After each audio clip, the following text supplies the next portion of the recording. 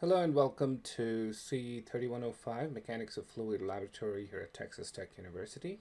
Um, in this video, I'm going to talk to you about the first experiment we'll be doing in the lab, which is the Measurement of Fluid Properties Laboratory. My name is Venki Urameri. I'm a professor in Civil, Environmental, and Construction Engineering at Texas Tech University.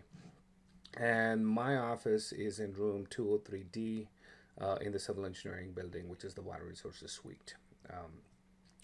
For other details on how to reach me, please look at the syllabus, which has my email and phone contact and such.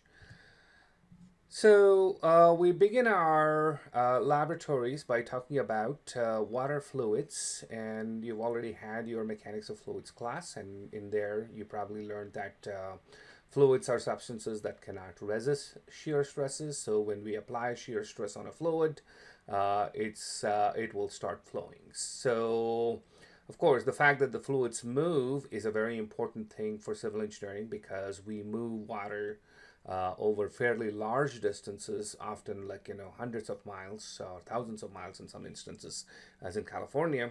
And also, not only do we move water, we also move other fluids such as natural gas and petroleum and other things like petroleum products. So when we move water, there is an energy expenditure. So the energy required uh, controls the cost of moving fluids. So understanding fluid properties that affect fluid flow is important because it has a direct bearing on what is the cost involved in moving a fluid from one point to another. Okay, obviously, as engineers, we want to be cost effective, so we want to understand how, if you want to design cost effective conveyance systems, then you need to understand fluid properties. So the fundamental fluid property, the most basic fluid property is density. We all know that fluids have no size or shape, unlike solids. So that's what makes them different from solids. And they take the shape and size of the container they are in. So we really cannot specify the mass of the fluid unless we specify its volume. So density basically captures that relationship and says that the density is the ratio of the mass of fluid that is contained in the volume occupied by the fluid. So if we know a volume of a fluid, then we are trying to find out what is the corresponding mass, and we take the ratio of these two, mass over volume, and we get density. Density has units of slugs per cubic feet in FPS systems. Sometimes it's also expressed as pounds mass per cubic feet. The SI system is kilograms per meter cube, so it is mass over volume. Whatever units of mass you're using, divide by whatever units you're using for the volume. Measurement of density is fairly straightforward. So you take your fluid, a known volume of fluid, measure its mass, and then take the ratio, and you'll get your density. So what does density depend upon? Density is an intrinsic property of the fluid, so it depends upon molecular mass as well as how molecules interact within that fluid or within that fluid system. Molecular interactions depend upon temperature and pressure, so density in turn depends on temperature and pressure. Temperature in particular has a strong effect on density. So when we talk about substances like water, seldom are we talking about pure water, just H2O. We have a lot of salts that are mixed in water. So the density also depends upon what is present in that fluid.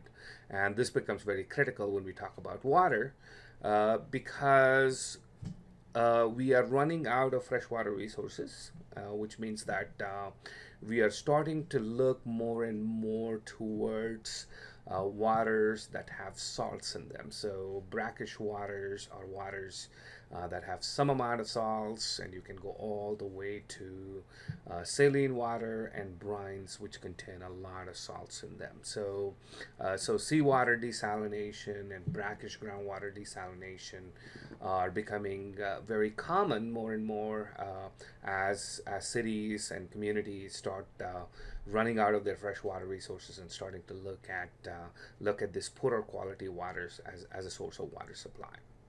Um, the density of fresh water is about 1,000 kilograms per meter cubed, and the density of seawater is about 1029 kilograms per meter cubed. So if you have, and then the salinity of seawater is about 33 or so parts per trillion. So brackish water is about 5 parts per trillion or so. So the more salt you have, the higher the density.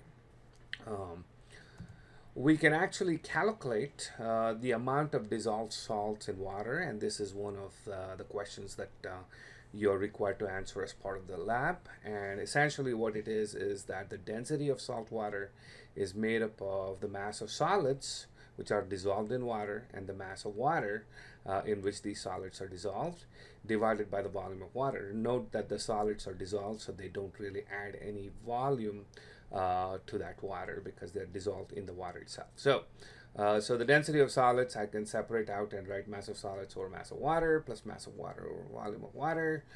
We know that the mass of water to volume of water is our density of water.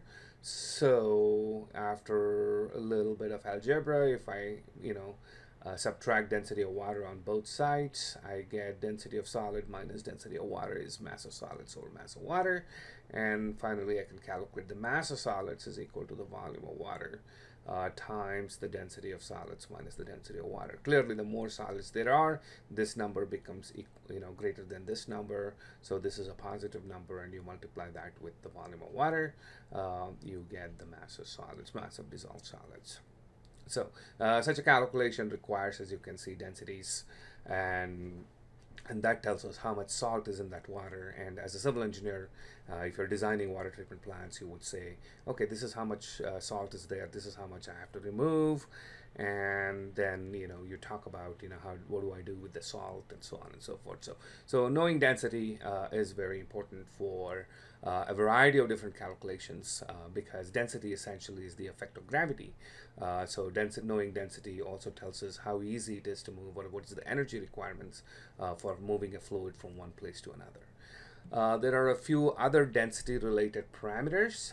Specific weight is one of them, and in specific weight we just take the weight of the fluid, divide by the volume of fluid. So this is nothing but density multiplied by the acceleration due to gravity. Of course, the acceleration due to gravity is not constant in Earth and varies a little bit from equator to the poles. So you will see that the specific weight it will vary as we move across the Earth, even if our temperature and pressure were to be constant, which obviously they won't be at different parts of the world. Then the specific weight has units of Newton per meter cube in SI system, and then pound force per cubic feet in US customary system. The specific gravity is the ratio of the density of the fluid to the density of water. So for water, the specific gravity is equal to 1. And specific gravity is very useful to find whether bodies will float or sink in water. Obviously, if the density of that object is less than the density of water, or the specific gravity is less than 1, then they will float in water, and if not, if it's greater than 1, then it will sink in water. And the specific gravity is a dimensionless quantity because we are dividing two densities which both have units of mass over volume, or kilograms per meter cube. Specific gravities is measured using a specific instrument called hydrometer, and these hydrometers are calibrated with a known weight that corresponds to the weight of water. So if you were to put this in fresh water, it will come to 0, and essentially, or it will come and basically, or 1, and it'll say that's the specific gravity of water. And then the higher the more salts you have in that water, it'll show the specific gravity to be greater than 1. And if you stick it in a liquid that is less dense than water, it'll have a value less than 1. So you can directly read off the specific gravity using a hydrometer. Viscosity is another important property. We know that fluids flow when shear force is applied to them, but they do offer some internal resistance. Not all fluids flow the same way for a given shear force. Some flow more slowly, some flow more faster for a given amount of shear force, and that's because they have some internal resistance or some internal friction. This internal friction manifests because of the type of bonds that hold the fluids together. So clearly, the more viscous the fluid is, the stronger are the molecular bonds, which are offering some resistance to that shear stress.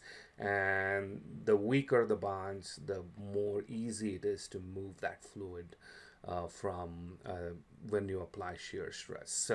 So at a molecular scale, the arrangement or the bonds that are present in the water or in the fluid tell us what the viscosity is. And of course, higher the viscosity, the greater the internal resistance and the more shear stress that you need to move that water.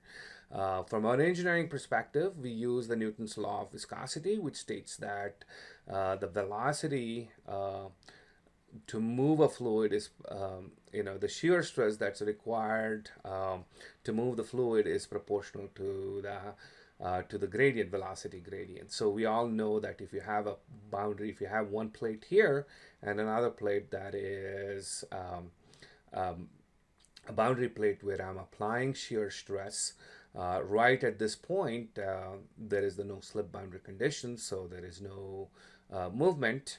And here, the velocity is going to be maximum because it's open to atmosphere. There is very little resistance, internal resistance being offered. So the velocity is going to be highest at that upper surface or at that moving boundary because that's where we are applying the shear stress. And at any given point, I can calculate shear stresses because here there is the resistance of the plate, which is essentially not moving, and then there is the fluid moving, which causes some velocity. A parcel of water or a molecule here on this is essentially bounded by fluids, so it has got a different velocity. And the closer it gets to that upper boundary, the more and more will be that shear stress. So what Newton law basically says that is that the shear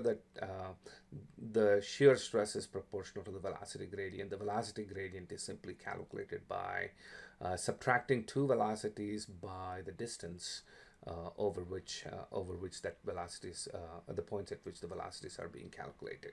So shear stress proportional to velocity gradient, which implies that the constant of proportionality is the dynamic viscosity. So the shear stress divided by the velocity gradient will give you the dynamic viscosity. And so viscosity is the ratio of the shear force or shear stress to the velocity gradient, and dynamic viscosity has units of kilograms per meter square, or Pascal second in US customary units, and pound per feet per second in US customary pounds per feet second. In addition to dynamic viscosity, sometimes we use another formulation of viscosity known as the kinematic viscosity, and the kinematic viscosity is the ratio of dynamic viscosity to the density. Essentially, what it measures is the fluid's inherent resistance to flow or friction to the flow under the forces of gravity. When you talk about kinematic viscosity, we are looking at all forces. We are not really interested in what force is causing that shear stress, but here we are trying to look at the influence of gravity. And of course, as civil engineers, we make extensive use of gravity to move fluids because essentially it's free, it's cheap. So if you use gravity, you don't have to use pumps and other devices to add energy. So knowing kinematic viscosity allows us to take into effect that gravity. Kinematic viscosity has units of meters squared per second or feet squared per second. How do we measure viscosity? There are many ways to measure viscosity. One simple way is to use what's called Stokes' law. And what Stokes' law basically says that, if you have an object, let's call that a sphere, for simplicity, and it's moving through a fluid, and of course gravity is trying to pull this object down, and the resistance or the viscosity is offering resistance to that fluid, like to that object. Obviously, that net resistance really depends on the density of this object as well as the density of the fluids and the viscosity of the fluids. So under equilibrium conditions, what Stokes' law says is that the frictional forces experienced by the sphere is equal to its weight, and as a result the sphere will fall through under a constant velocity known as the terminal velocity. So the relationship is that the terminal velocity is proportional to the density of the solid sphere, the density of the fluid, and the viscosity of fluid, as well as the diameter of that sphere. So the diameter plays a very big role in controlling the velocity. Larger the diameter, more the velocity. Larger the density, more the velocity. Larger the density of fluid, the less will be the velocity, because there is a lot more internal friction. And the same thing with kinematic velocity. Which is, the larger the kinematic viscosity, the smaller will be the terminal velocity because of the internal resistance or internal friction. So taking all this into account, we can actually back calculate kinematic viscosity if we know the density of the solid sphere, the diameter of the sphere, the density of the fluid, as well as the terminal velocity. So this is the idea that we're going to use when we measure viscosity in our lab. And of course, Stokes' law has several civil engineering applications in water treatment, wastewater treatment, settling. We look at terminal velocity. Similarly, settling of dust particles in air. Again, air pollution. We make use of Stokes' law to see how particles in the upper atmosphere settle down or into the lower atmosphere, where humans can intake them into lungs through their breathing. So what is this lab about? This lab is all about measuring the density gravimetrically. We are going to calculate how much salt is in a water sample. I showed you the calculations, how to do that calculations. We shall estimate the specific gravity using a hydrometer, and also compare specific gravities by measuring densities that we measure in the lab. And we'll make use of Stokes' law to estimate viscosity. So we'll be measuring viscosity and density, two very important fluid properties in this lab.